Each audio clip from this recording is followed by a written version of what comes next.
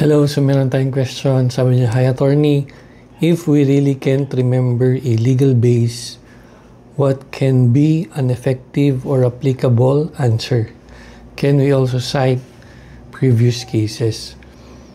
So yung sinabi natin before na yung ALAC method, no? ALAC method, usually if sure ka dun sa legal basis mo or dun sa law, definitely magandang gamitin yung ALAC method. But if you are 100% sure naman na yung problem na binabasa mo, yung problem na confronted ka is based on a jurisprudence or a long-standing jurisprudence, you can just cite previous cases, yung sabi nga dyan, no? So, paano? Ayan, so, ganito ang gagawin natin. So, yung ALAC method uses the law. Oh. Okay. So, ano yung gagawin natin? No? Instead of ALAC method, we retain A, which is your answer. So, very important yung answer or yung response natin dun sa tanong. So, kung ang tanong is the ruling correct? Diba? Siyempre, ang sagot mo dyan is yes, the ruling is correct, or no, the ruling is incorrect. No? Yung ganyan lang. Ganyan ang response. If you are sure of your basis as the jurisprudence, no?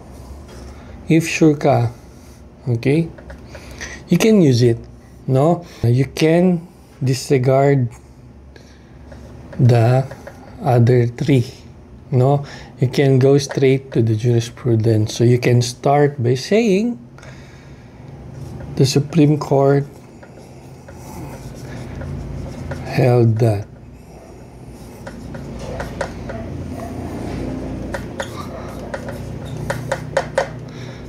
yan na, no? Yan dyan mo na ibigay yung sagot. But make sure that if you are going to use this method, make sure that the facts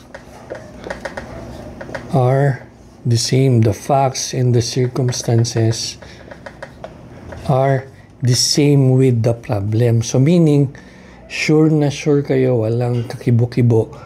Yan yung kaso na binasa ninyo. So pwede nyong gamitin ito. No? If sakali naman na memorize nyo yung title ng case, okay lang, pero I don't recommend. What I recommend is just simply use this.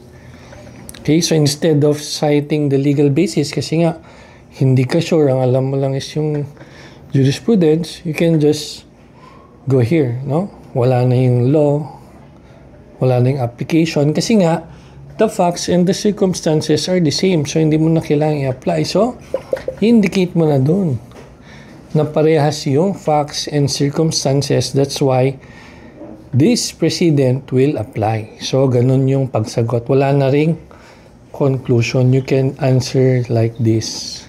No? Pero minsan, kung gusto mo ring i-conclude, no? Para may flair naman yung sagot mo, you can add. Pero these two are already sufficient. Okay, so I hope this answers your questions. Thank you.